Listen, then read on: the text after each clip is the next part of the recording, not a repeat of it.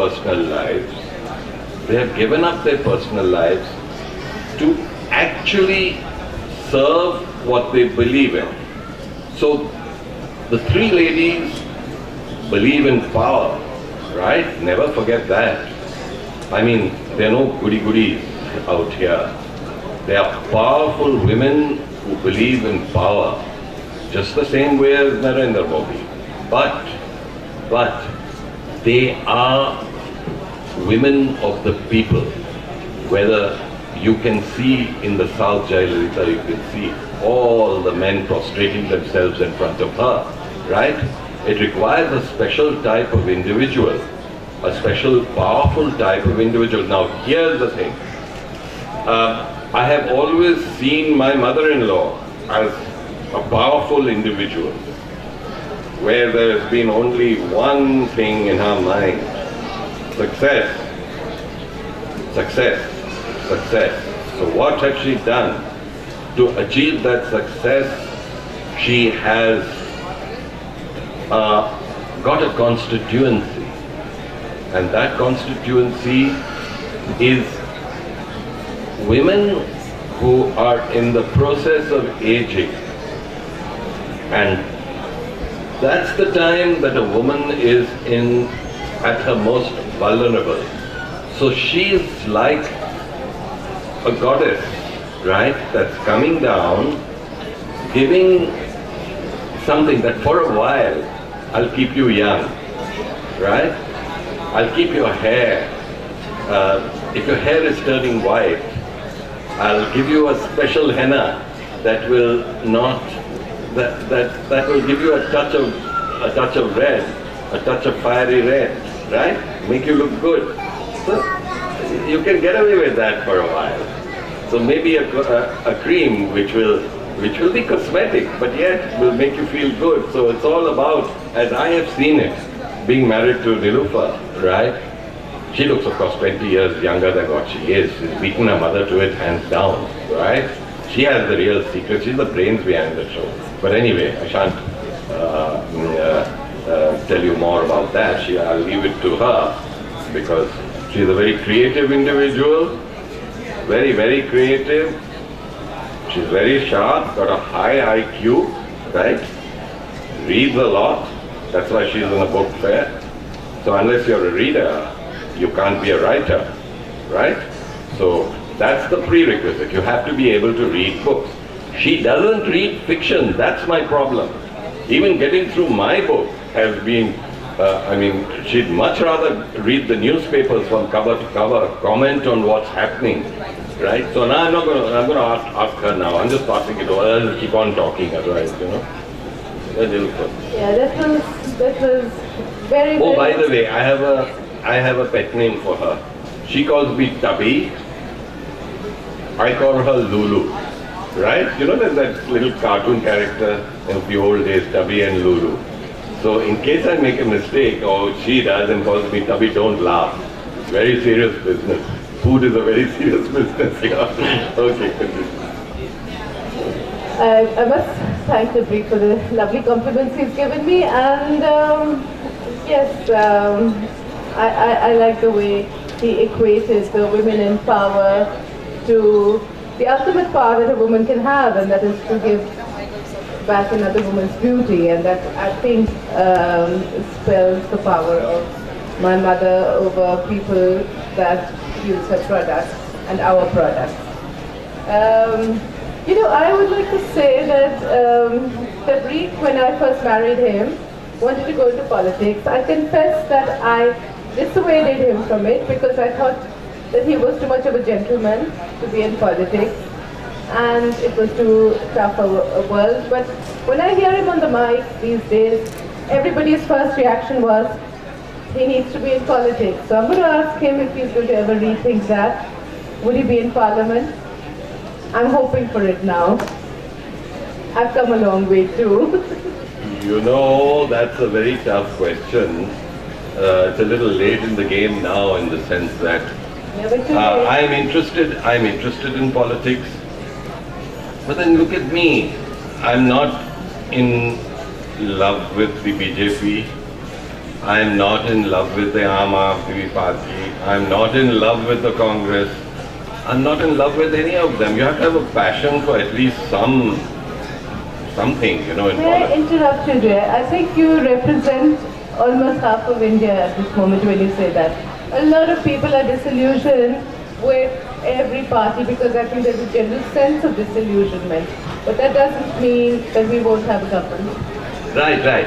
Well, there was a rumor floating around some time ago that my old friend Kapil Sibal, who represents the Congress in the Chandni Chowk constituency,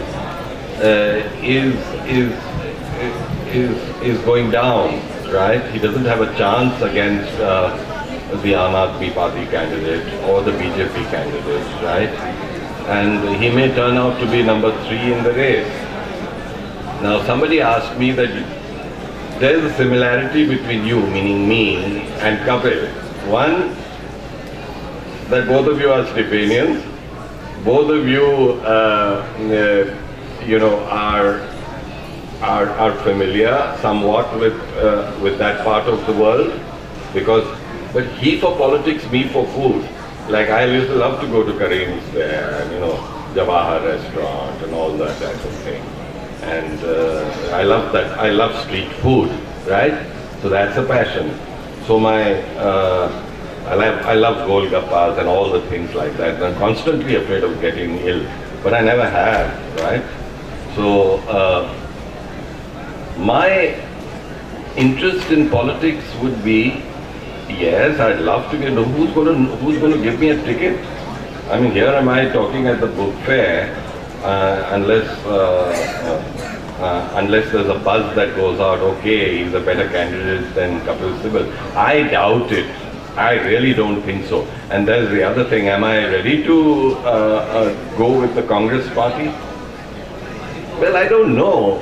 At the end of the day, I'm more of a third front person because. As I told you right at the beginning, I'm an admirer of the 3 ladies in politics. Now, they don't have a party. I mean, here you have a person like me at a loose end, right? So let's leave it at that. In your character, Siddharth Tagore is really, many women's dream. He's a musician, he's a maestro, he's a poet, He's also bisexual. romantic. Let's leave that Why? aside. Why? He's also bisexual. Well, that is actually a very good thing because that is a statement on the fact that you are supportive of the gay community against a lot of... No, I'm not supportive. I believe that there is no tolerance also. There is no distinction in my sexuality amongst sexes is part of the natural process of humankind. Why differentiate? Why call a person gay? Why call a person bisexual? Why call a person... Why give them little yellow stickers like reminders like I have put on my book, There is no need. I mean, that's personal. That's got nothing to do. Leave them. That's what I feel. And even his flaws are almost endearing. Yet, by devoting a part of your book to the importance of a character who's going to become the Prime Minister of India, removing the mask, I think most of us hear a talk on television by someone and say he's good as a Prime Minister. But I know that in a country like the US, they unmask you completely because they want to see what kind of a person you will be as a Prime Minister. So is that deliberate to bring out the persona of a man who's going to become the Prime Minister of a country and say that is in fact important? That's how I read it. Well, mine was a very natural process. I was not going into all these heavy things. I was just gung-ho writing, right? Then it was the editors who came and said, you should put this, or if you write any more of this, we'll get sued. And then there'll be problems like those poor Penguin people there, where they were pressurized. I have to bring this in. I mean, the largest publishing house in the world. This is a literary gathering. So you have the largest, buckling in not to a ban or anything like that. I mean, they're banning a book, which in itself is a very Salman Rushdie type thing. Terrible. And not banning it, self-banning it, self-censorship. Now, this business of self-censorship is running away from reality. I mean, so what if Narendra Modi is going to become Prime Minister if he becomes Prime Minister? I don't think so. But so what? Why are you afraid of him? Is this a sign of the things to come? I understand that at this very festival where all children's books are being displayed and youngsters are being encouraged to write, you did have a right-wing book of people coming and the police had to be called to disperse them and all that. What nonsense. I mean, where is the danger of a book where 400 or 500 copies are left? Nobody has read that book. Why go to that extent? Of course, it's terrible. It just shows that you see, a right-wing government in this country can bring the scent of fear. Right? It's like a rose. I have to give you a quote that I've given in the book. It's not an original quote, it's from somebody. I can't give you his name because I don't remember. It's something like this, right? I mean, it's something that will make you really, if you hear this quote, it's by a guy called Tony Kushner. He wrote a book called The Illusion, right? And this quote, I don't remember the first part of it, but I will tell you what I've written, the last part of it. And just try and think, right? A magnificent rose smelling faintly of blood.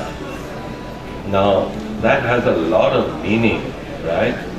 I mean, you could say a magnificent lotus smelling faintly of blood, if you wanted to be mean, right? And I'm being mean, right? Because it is the type of fear where you have not only ultra right wing, I mean ultra Hindu organizations, ultra Islamic organizations, terror organizations, all extremists of every kind. You have the Naxal movement. So all these are extremism. India is not a place for extremism. This is not home to fear. This is a home, this is a land of Gandhi. This is a land of Gautam Buddha. This is a land of peace. We all have to see that this peace is maintained. We're all human beings. As I always say, the fight is all about religion, the fight is all about God, the fight is all about, in the universe of things, my belief, and this is a personal belief, is that God springs from the mind, is created by the human mind, and comes back to the human mind. Without the human mind, there would be no God, right? It's here, it's this that creates everything. The creation is, every person is a creator. Every human being is God, or a reflection of God. If you want to believe in a higher power, it's fantastic, it's good if it gives you peace, right? Nobody is there to say for sure, right? But if you do believe, it's nice to have faith. It's a beautiful thing to have a religion. It's a beautiful thing to follow a code of conduct. But it's not a beautiful thing to have a crusade over religion, to fight, right? The crusader should not be. What are you fighting for? You're fighting for nothing. It's like a waste of time. But human history, again, is full of various types of religious wars, crusades, ethnic conflict, happens even right now.